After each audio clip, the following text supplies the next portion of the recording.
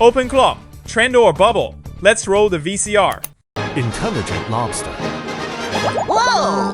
Real lobster! Larry would freak out if he saw you selling his relatives on the street. He'd pinch you into a sandwich.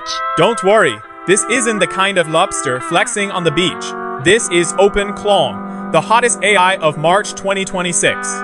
Yep, red butt, no meat, just code. Hold up! Like some secret Krabby Patty formula or something. Not the recipe, but it can help you invent more awesome Krabby Patties.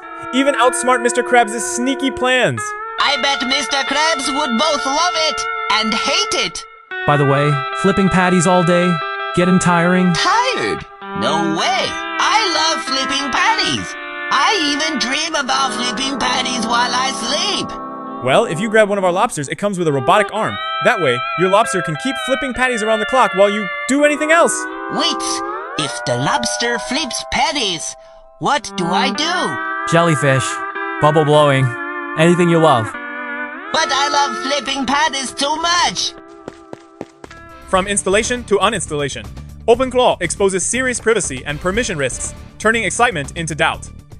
Why would an ordinary user spend so much effort tweaking OpenClaw, only to risk privacy leaks, misoperations, or even malicious skills attacks, causing such a huge stir?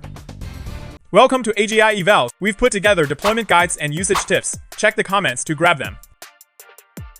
As a model evaluation blogger, what I really care about is this. If OpenClaw is just a bubble hyped by capital, why is it controversial? Half-finished lobster making top players like Jensen Huang talk about a future bigger than the internet. It's called OpenClaw, and I don't know if he realized how successful it's going to be, but the importance is profound. This episode, let's talk about the two main ideas behind OpenClaw: open source and collaboration. First, let's talk about open source. There's a powerful analogy in the industry. Some compare OpenClaw to an operating system, calling it the Linux of the AI agent era. Linux became freely usable by developers worldwide because of its clear, layered architecture, each layer open for developers to build and extend upon. Remarkably, OpenClaw's architecture corresponds almost one-to-one with Linux.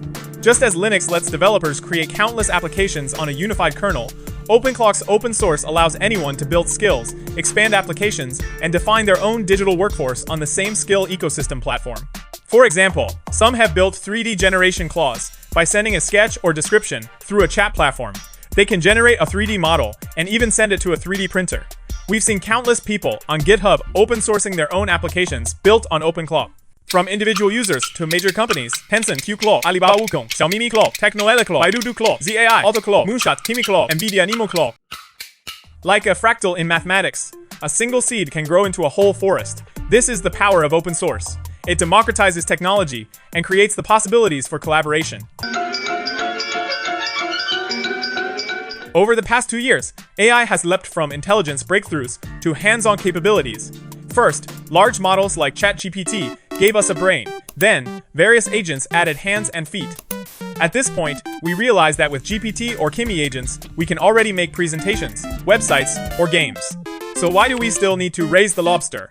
Many of us have experienced this. You might prefer Gemini's style, but in some specialized areas, another model like GPT provides more accurate results. For ordinary users, models feel like isolated islands. You have to switch between different apps. Coordinating multiple models and letting them work together used to require professional programmers. Connecting APIs and debugging endlessly. High technical barrier for ordinary users. OpenClaw makes a key change.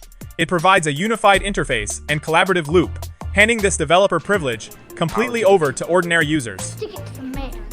Specifically, OpenClaw uses a gateway to coordinate users, developers, devices, models, and agents. For users, the gateway standardizes the language formats from different platforms, letting us interact with the lobster on our favorite platform. For developers, it connects the command line and web control interfaces, allowing them to intervene anytime and monitor every log of the lobster's work. The gateway also coordinates multiple devices. With your permission, the lobster can legally borrow your phone or computer to order food or operate files. All of these commands ultimately flow through the gateway to the embedded PI agent. The PI agent is OpenClaw's intelligent core. It receives unified commands from the gateway and distributes them to the internal agents, while managing context, tools, model calls, and skill usage. Inside, it includes components like Agent Core, PI AI, and PI Coding Agent. These advanced features bring together all the components we're familiar with. The Agent Core manages the agent loop. It receives messages from the gateway, parses commands, calls tools, and finally handles streaming responses and session persistence. The coding agent manages the entire session lifecycle, registers and schedules built-in tools, injects system prompts and skills, and supports session branching and compression. PI AI provides an abstraction layer for LLMS, letting you switch seamlessly between Claude and GPT-6 within the same conversation, while keeping context and tool usage fully continuous. The tool architecture offers plug-and-play operational tools, including base tools and OpenClaw's built-in tools, while managing policies, permissions, and sandbox environments. Skills are like a handbook, recording the steps for each task. The agent can quickly flip through it and follow the process to get things done. Context and memory form the short and long-term memory system. Context handles the details of the current task, while memory is like the Lobster's diary, keeping track of all your past preferences. What's even cooler is that this memory physically exists as a file stored on your computer. If you want to move your Lobster to another place, just take the memory file with you. It's your personal Lobster, never dying because of platform shutdowns or restrictions. But a perfect architecture doesn't mean a smooth process. True collaboration often comes from the pains of breaking new ground. Just as people were talking about the risks, at the recent NVIDIA GTC we saw Vera Rubin, described by some as the computing prototype of the AI era. Today, security is a top priority, and researchers have been considering it since Vera Rubin's development started 5 years ago. Confidential computing is safe, meaning everything is encoded in transit, at rest, and during compute, and every single bus is now encrypted. Notice this. Cross-era hardware-software collaboration quietly filled the gaps. Back in the early internet, TCP/IP was built for fast connections, not encryption. Hackers like Kevin Mitnick exploited TCP sequences and system flaws, running wild in corporate networks. During the HTTP era, browser passwords and credit card info could be seen by hardware. As hardware improved, asymmetric encryption finally became widespread. People thought the internet was inherently insecure, but that was just the hardware's limitation. To top developers, those sleepless nights over privacy were just the last bumps before the technology matured. So, there's no need to panic over technology. Looking back at human history, from the steam engine to the internet, technology never abandons anyone. It just evolves relentlessly, until the barriers are low and the foundations solid. All this rapid progress has one goal: to let more ordinary people, like you and me, safely hop on the fast track to the future. This is AGI-Eval. See you next time.